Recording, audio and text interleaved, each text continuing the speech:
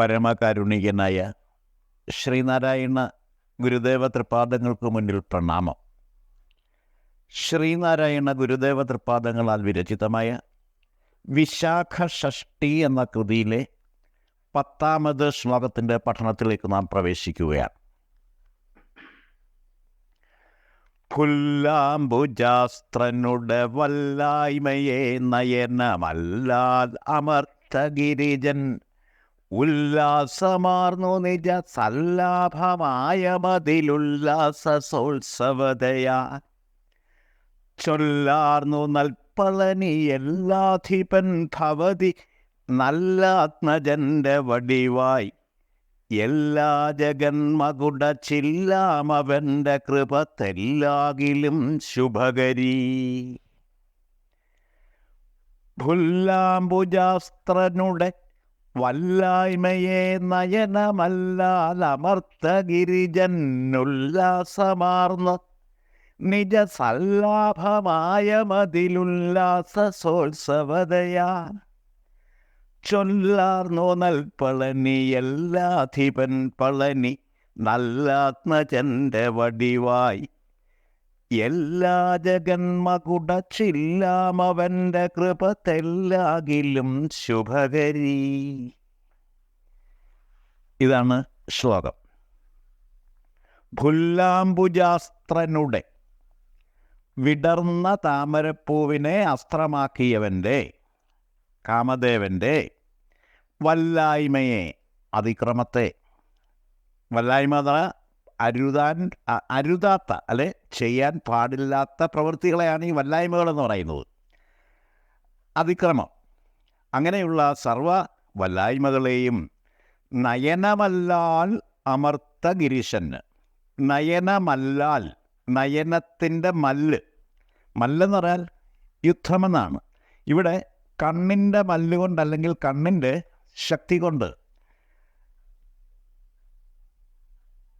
അമർത്ത ഗിരീശന്, അമർത്തിക്കളഞ്ഞ അല്ലെ തോൽപ്പിച്ചു കളഞ്ഞ, ഇല്ലാതാക്കി കളഞ്ഞ ഗിരീശന് ഉല്ലാസമാർന്ന്, ഉത്സാഹത്തോടു കൂടി നിജസല്ലാഭം, സ്വന്തം ഉന്മാവിശേഷത്തിൻ്റെ ലാഭം, ആയം അതിൽ.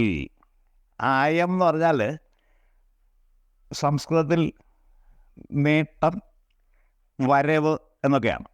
അപ്പോൾ ഇവിടെ ആയം അതിൽ എന്ന് പറഞ്ഞാൽ കരഗതമായതിലുള്ള എന്നാണ്. അതായത് നേടിയെടുക്കാൻ സാധിച്ചിട്ടുള്ള ഉല്ലാസോത്സവതയാ, സ്വയം അനുഭവപ്പെടുന്ന ഉത്സാഹത്തോടുകൂടി അല്ലെങ്കിൽ ഉത്സവത്തോടുകൂടി, ആമോദത്തോടുകൂടി ചൊല്ലാർന്ന, കീർത്തി കേട്ട നൽപ്പളനി, നല്ല പളനിയാകുന്ന എല്ലാധിപൻ, പ്രകാശഗോപുരത്തിൻ്റെ അധീപൻ, നല്ലാത്മജൻ്റെ വടിവായി. നല്ലാത്മജൻ എന്ന് പറഞ്ഞാൽ നല്ല ആത്മജൻ, അതായത് സൽപുത്രൻ, സൽപുത്രൻ്റെ വടിവായി രൂപത്തിൽ ഭവതി വന്നു ഭവിച്ചു.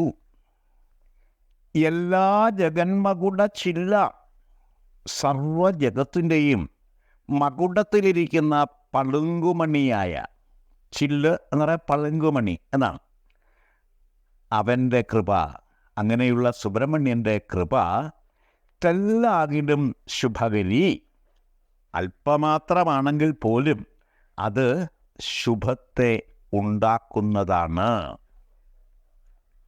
ശ്ലോകാർത്ഥം സംക്ഷേപിച്ചിങ്ങനെ പറയാം. കാമദേവൻ്റെ അതിക്രമത്തെ സ്വന്തം കണ്ണിൻ്റെ ശക്തി കൊണ്ട് അമർത്തിക്കളഞ്ഞ ഗിരീശനാണ് ശിവൻ.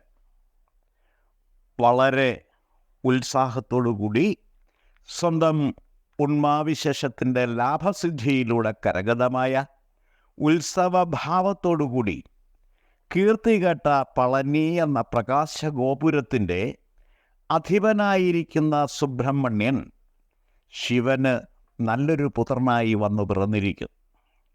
സർവജഗത്തിൻ്റെയും കിരീടത്തിലെ പളുങ്കുമണിയായി ശോഭിക്കുന്ന സുബ്രഹ്മണ്യൻ്റെ കൃപ അല്പമെങ്കിലും ലഭിക്കാൻ ഇടയായാൽ അത് ശുഭകരമായി ഭവിക്കുന്നതാണ്. കാമദേവ ദഹനകഥയെ പരാമർശിച്ചുകൊണ്ട് ശൈവപ്രഭാവത്തെ വാഴ്ത്തുന്ന ഒരു ശ്ലോകമാണിത്. ഏകഛത്രാധിപത്യം നേടിയെടുക്കാൻ വേണ്ടി ദക്ഷപ്രജാപതി നടത്തിയ യാഗത്തിൽ പങ്കെടുക്കാനെത്തിയ ധർമ്മപുത്രിയും ധർമ്മപത്നിയുമായ സതി അപമാനിതയായി തീരുകയും അത് അവളുടെ ആത്മാഹുതിയിൽ ചെന്ന് കലാശിക്കുകയും ചെയ്തു. ആ സംഭവത്തിൽ രോഷാകുലനായി തീർന്ന ശിവൻ യോഗനിദ്രയിൽ അമർന്നു പോയത് കാരണം ലോകവാഴ്വിന് തടസ്സമുണ്ടായി.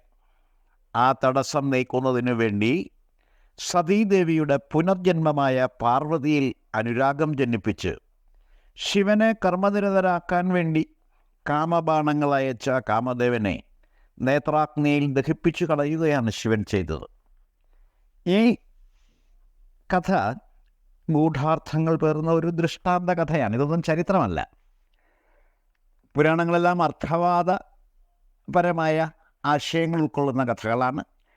അത് നമ്മൾ അതിൽ അന്യാപദേശമറയിൽ ഒളിപ്പിച്ചു വച്ചിരിക്കുന്ന രഹസ്യങ്ങൾ മറ നീക്കി പുറത്തെടുത്ത് വ്യാഖ്യാനിച്ച് മനസ്സിലാക്കേണ്ടതാണ്.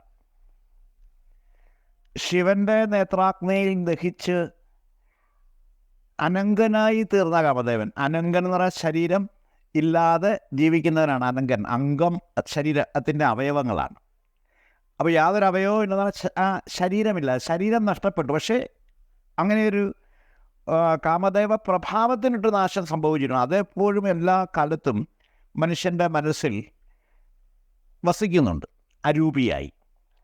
അപ്പം അങ്ങനെ നേത്രാഗ്നിയിൽ ദഹിച്ച് അനങ്കനായി തീർന്ന കാമദേവൻ എക്കാലത്തും അദൃശ്യനായി മനുഷ്യ മനസ്സിൽ വർത്തിക്കുന്ന കാമചോദനയുടെ പ്രതീക മൂർത്തിയാണ്.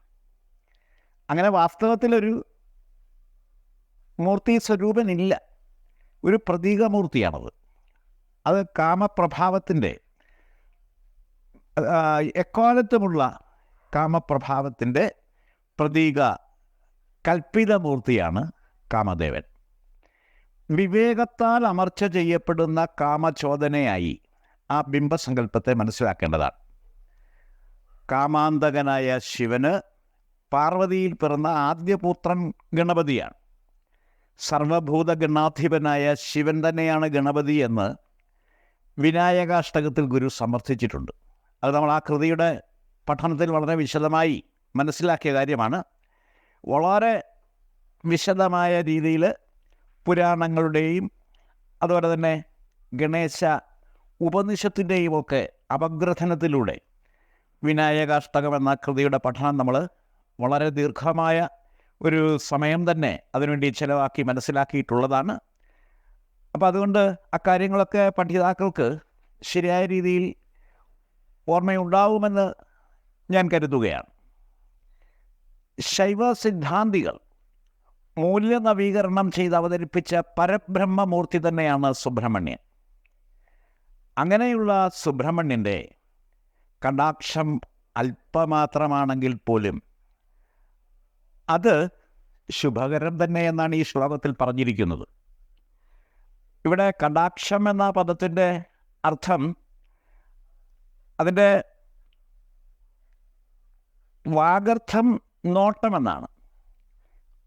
സുബ്രഹ്മണ്യൻ്റെ നോട്ടം ലഭിക്കുക എന്ന് പറഞ്ഞാൽ സുബ്രഹ്മണ്യനെ പുരുഷഭാവത്തിൽ സങ്കല്പിച്ചുകൊണ്ടാണ് അങ്ങനെ ഭാവന ചെയ്യുന്നതെങ്കിൽ പോലും സുബ്രഹ്മണ്യൻ എന്ന് പറയുന്നത് ബ്രഹ്മണ്യത്തിൻ്റെ നവീകൃത ഭാവമാണ്. അത് ആ ഒരു പ്രഭാവമാണ്.